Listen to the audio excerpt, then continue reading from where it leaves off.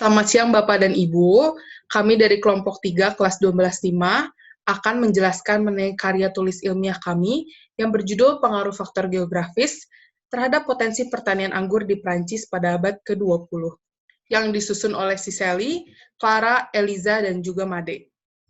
Yang pertama, saya akan membahas mengenai latar belakang dari karya tulis ilmiah yang telah kami buat.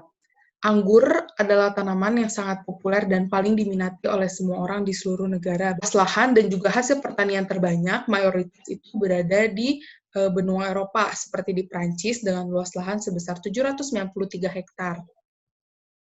Prancis merupakan salah satu negara penghasil anggur terbaik di mana dia telah mengekspor hasil pertaniannya tersebut ke seluruh dunia, baik dalam bentuk mentah ataupun yang sudah diolah seperti difermentasikan menjadi wine.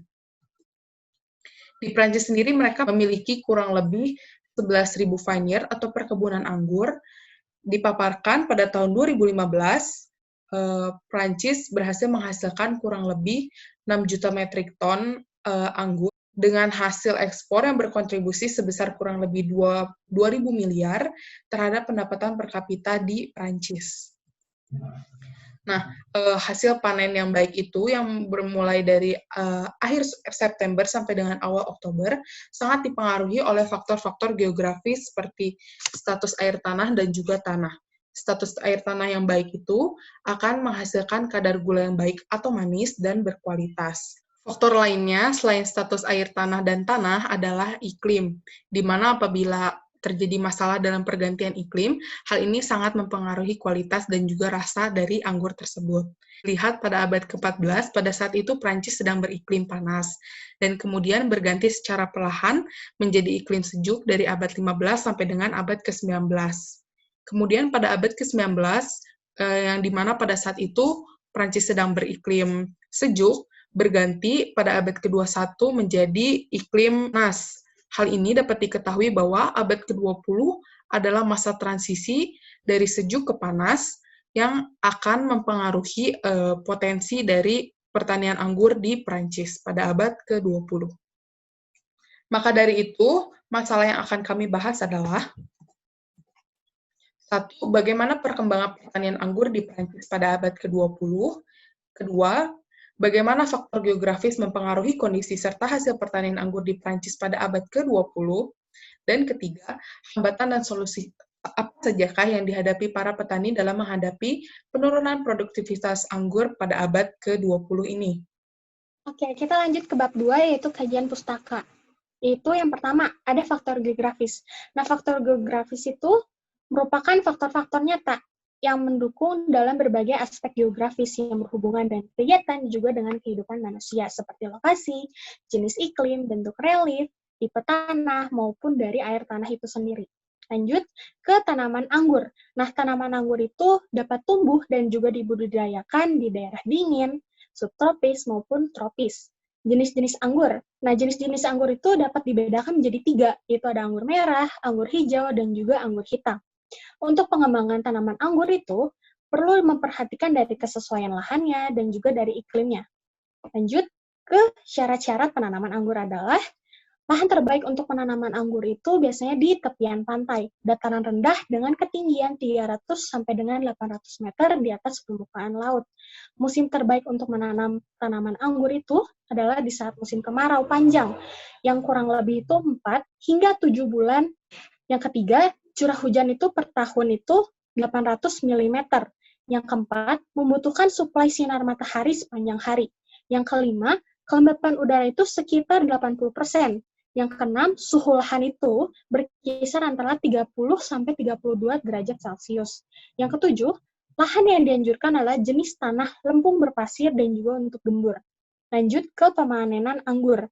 Masa panen untuk anggur itu sendiri umumnya itu dimulai dari 30 sampai dengan 70 hari setelah adanya set buah. Lalu, anggur itu akan berubah dari warna hijau menjadi warna kuning untuk varietas putih, dan untuk varietas merah itu akan berubah dari warna merah menjadi warna ungu. Untuk penghasil anggur merah itu membutuhkan namanya proporsi gula asam, konten fenolik, tanin, dan juga flavon. Nah, lanjut ke pengaruh iklim terhadap pertanian anggur. Nah, runtutan penanaman anggur itu sangatlah rumit biasanya di dataran tinggi karena adanya resiko kerusakan dan juga adanya kegagalan panen akibat hilangnya kesuburan tunas pada suhu yang rendah yang disebabkan oleh musim semi ataupun musim dingin. Nah, pengaruh temperatur terhadap suhu udara nih, terhadap suhu udara pertanian anggur. Seperti suhu udara itu mempengaruhi dalam adanya pematangan buah. Nah, semakin akumulasi gulanya itu meningkat, maka itu juga mempengaruhi dari adanya yang suhu udara itu. Pengaruh status air tanah. Nah, status air tanah itu bergantung terhadap tekstur tanahnya, persentase batunya, kedalaman perakaran, dan juga dari curah hujannya. Yang selanjutnya dari pengaruh radiasinya. Proses fotosintesis pada pohon anggur itu meningkat dengan adanya intensitas cahaya sampai sepertiga dari radiasi maksimal, dan kemudian akan berhenti. Nah, akan tetapi, perubahan iklim ini sangat mempengaruhi dalam produktivitas tanaman anggur. Lanjut ke kondisi geografis di negara Prancisnya nih. Nah, untuk iklim itu didominasikan laut dengan curah hujannya itu tinggi, musim dingin sejuk, sampai hingga dengan musim panas hangat. Untuk pertanian anggur di Prancis itu, anggur itu kan merupakan komoditas ekspor utama Prancis ya, untuk ekspor pertanian sendiri. Terdapat sekitar 11.000 vineyard atau perkebunan anggur seluas 92.000 hektar yang tersebar di seluruh wilayah Prancis. Dan untuk varietas anggur yang ditanam di negara Prancis itu sendiri, antara lain adalah Merlot, Syrah, Cabernet Sauvignon, Cabernet Franc, dan Pinot Noir. Sedangkan untuk Chardonnay, Sauvignon Blanc, dan juga Chenin Blanc adalah varietas yang paling banyak digunakan untuk white wine. Dan untuk daerah pertanian anggur Prancis sendiri itu di antara lain ada 4, yaitu ada Bordeaux, Bourgogne, Alsace, dan juga Champagne. Jadi sekarang saya akan menjelaskan bab 3, metodologi penelitian. Jadi dalam karya ilmiah ini, kami memilih Prancis sebagai objek latar belakang penelitian yang bertempat di Eropa Barat, tepatnya di 42 derajat sampai 51 derajat lintang utara, dan 5 bujur barat sampai 9 derajat bujur timur. Dan kami memilih Prancis sebagai lokasi penelitian karena secara umum, Prancis dikenal dengan salah satu penghasil anggur terbaik di dunia melalui kota-kotanya seperti Bordeaux, Burgundy, Champagne, dan lain-lain. Lalu kami menghabiskan waktu selama 3 bulan, tepatnya dari bulan Agustus 2020 sampai November 2020. Dalam karya ilmiah ini, kami menggunakan yang namanya populasi dan sampel. Dan kami memilih seluruh lahan pertanian dan petani anggur di Prancis sebagai populasi. Dan kami memilih daerah Bordeaux beserta seluruh petani anggurnya sebagai sampel, karena Bordeaux adalah daerah utama di Prancis yang terkenal akan hasil anggurnya. Lalu, kami menggunakan metode penelitian kualitatif di mana data yang diperoleh digunakan dan menghasilkan sebuah hasil penelitian yang di mana terjadi generalisasi pada pembahasan serta pengambilan kesimpulannya. Dan dalam karya ilmiah ini, kami menggunakan 2 teknik pengumpulan data. Yang pertama adalah studi pustaka, dan karena kami menggunakan metode kualitatif, kami menggunakan sumber data sekunder yang berasal dari literatur, jurnal-jurnal yang berbahasa Indonesia, Inggris, dan Perancis. Yang kedua adalah studi dokumentasi. Selanjutnya, saya akan membahas bagian bab 4 mengenai perkembangan pertanian anggur di Prancis pada abad ke-20. Berdasarkan peta persebaran daerah pertanian anggur di Bordeaux, dapat diketahui bahwa luas lahan pertanian anggur di Bordeaux itu rata-rata sebesar 17,6 hektar, di mana di bagian right bank-nya, jenis tanah dan batuannya itu berjenis batuan sungai, gravel, dan juga pasir. Tanah berjenis ini itu memiliki permeabilitas yang baik, di mana tanahnya ini tuh memiliki sifat yang mengantarkan air dan juga udara. Tanah dengan jenis ini itu sangat baik untuk menanam anggur berjenis Cabernet Sauvignon dan juga Grave. Untuk di bagian left bank-nya, jenis tanahnya itu rata-rata adalah tanah liat atau clay, limestone atau tanah gamping, gravel, dan juga pasir. Tanah ini tuh sangat cocok untuk menanam tanaman anggur berjenis Merlot dan juga Pomelo. Sehingga dapat disimpulkan bahwa baik di right bank ataupun di left bank itu sangat baik untuk menanam tanaman berjenis anggur merah. Selanjutnya, pada diagram hasil produksi wine di Bordeaux, dapat terlihat bahwa lebih dari sekitar 70% pertanian anggur di Bordeaux itu menanam tanaman anggur dengan varietas anggur merah. Dilihat bahwa mayoritas tanaman anggur merahnya itu berjenis Merlot, diikuti dengan Cabernet Sauvignon sebesar 22,2% dan Cabernet Franc sebesar 9%. Sedangkan untuk varietas white wine-nya, luas lahan pertanian anggur di Bordeaux itu kurang dari 40%. Berikutnya, pada peta persebaran ekspor anggur di Prancis, dapat dilihat bahwa terdapat 8 negara penerima ekspor terbesar, di mana 5 diantaranya itu adalah negara-negara di wilayah Eropa, sehingga dapat disimpulkan bahwa Bordeaux itu membidik sasaran penjualannya dalam bentuk ekspor ke negara-negara yang berada di wilayah Eropa. Berikutnya, pada diagram waktu panen di Bordeaux dari tahun 1900 sampai dengan 2000 dapat dilihat bahwa waktu pemanenan itu rata-rata tidak kurang dari hari ke-245 atau 2 September dan hari ke-272 atau 29 September. Hal ini dapat disimpulkan bahwa waktu pemanenan itu rata-rata hanya terjadi pada bulan September. Selanjutnya, pada diagram durasi menanam hingga panen di Bordeaux dari tahun 1980 sampai dengan 2000. Dapat dilihat bahwa terjadi kemajuan dan kemunduran yang relatif seimbang pada durasi menanam hingga pemanenan anggur. Namun sebenarnya itu kemunduran lebih sering terjadi dibandingkan dengan kemajuannya. Nah, selanjutnya saya akan menjelaskan mengenai pengaruh faktor geografis terhadap produktivitas pertanian anggur di Bordeaux pada abad ke-20. Di mana indikator yang pertama adalah suhu udara. Seperti yang terlihat pada diagram berikut ini, yang menampilkan rata-rata suhu udara per tahun di Bordeaux pada abad ke-20, di mana terlihat kenaikan serta penurunan suhu udara yang tidak stabil. Dan hal ini sangat jelas terlihat pada sejak memasuki tahun 1980, di mana pada tahun 1998, suhu udara di Bordeaux mencapai 14 derajat Celcius, namun turun menjadi 12 derajat Celcius pada tahun 1999, lalu naik secara drastis hingga menyentuh angka 14,8 derajat Celcius pada tahun 2000. Nah, suhu udara ini sangat menentukan waktu pemanenan anggur, di mana sejak tahun 1980, waktu pemanenan anggur di Bordeaux menjadi maju 2 minggu lebih cepat. Dan hal ini tidak sesuai dengan fenologi anggur pada umumnya.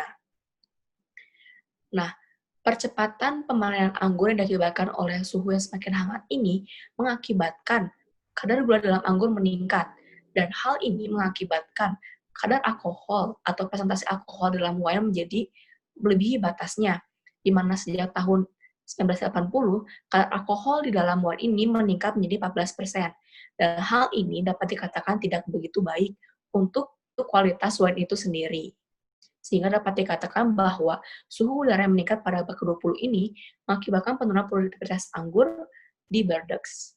Indikator selanjutnya adalah keseimbangan air tanah. Nah, indikator ini dapat terlihat melalui diagram berikut ini, di mana menampilkan status keseimbangan air tanah di Bordeaux pada abad ke-20.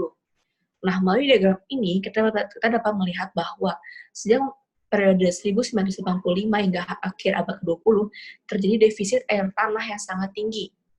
Dan defisit air tanah ini akan meningkatkan vintage pada buah anggur. Nah, meningkatnya vintage ini akan meningkatkan kualitas pada anggur merah, di mana anggur merah ini akan dijadikan sebagai red wine. Defisit air tanah yang sangat tinggi ini baik untuk menanam anggur merah yang akan dijadikan sebagai red wine karena akan menghentikan pertumbuhan awal, menghasilkan ukuran buah, dan meningkatkan kandungan fenolat kulit pada dalam anggur.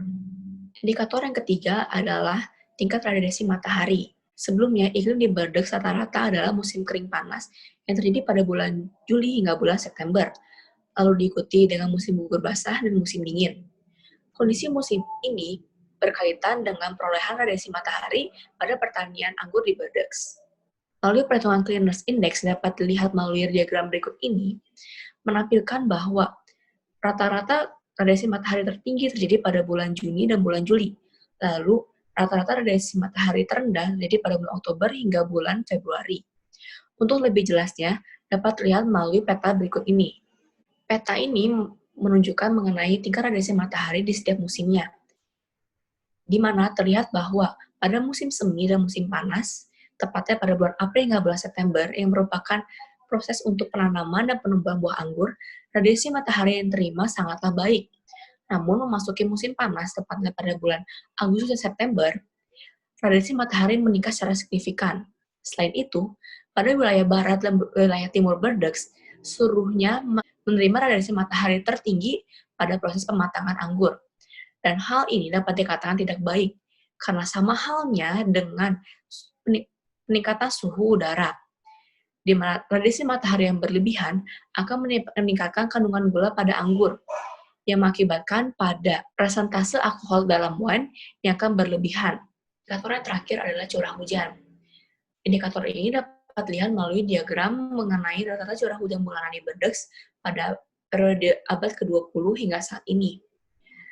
Diagram tersebut menampilkan bahwa pada rentang waktu bulan April hingga bulan Mei, yang merupakan proses untuk penanaman dan penumbuhan buah anggur, rata-rata curah hujan di Bordeaux dapat dikategorikan sedang.